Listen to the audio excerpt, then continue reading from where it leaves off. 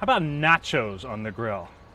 I say yes, this is a great idea. Who doesn't love nachos? In this case, they're chicken and pepper nachos.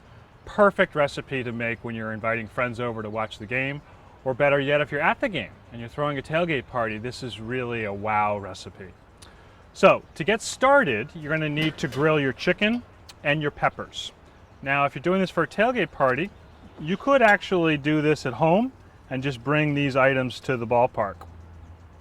The chicken has actually been marinated in a little bit of olive oil and some chili powder and some oregano, a little bit of cumin, onion powder, good Mexican seasonings.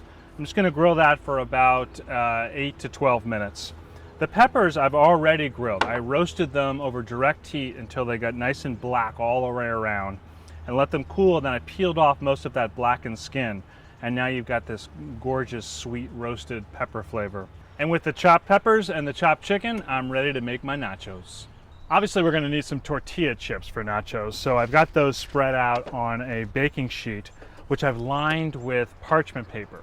Word to the wise, use the parchment paper, because when all this cheese melts onto that pan, it's going to create a huge mess and you want to be able to just scoop it up and throw it away. So speaking of cheese, I've got some nicely grated cheese here, and I'm just going to layer these things together. There is enough food here to make 2 of these sheet pans. So use about half the chicken and about half the peppers and about half the cheese. Just scatter them around, and you know, this is ridiculously simple and can be varied however you like. As I said, the peppers can change, you know, the meat could change. It could be pork, it could be beef, it could be shrimp, whatever sort of nachos you like. Vary the cheese as well. Maybe do one version like this and another version, you know, it's a little bit spicier. I think some chopped up scallions in here would be a nice little touch. And then the cheese. And you know, these are nachos, so be generous. It's a cheesy dish. You want to make sure that every chip has a little bit of cheese on it, at least. Some of them quite a bit of cheese.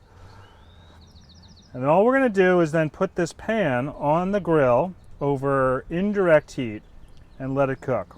It takes about 5 minutes or so with the lid closed for all that cheese to turn into something ooey gooey and fantastic. Let's see what we have. Oh yes. A masterpiece. So simply done. Grill up your favorite meat, your vegetables, layer them with some tortilla chips, some cheese, maybe finish them with a little bit of salsa and some cilantro. You know, it's not the most elegant thing in the world, but you would be hard-pressed to find something more gratifying and delicious than warm, cheesy nachos hot off the grill.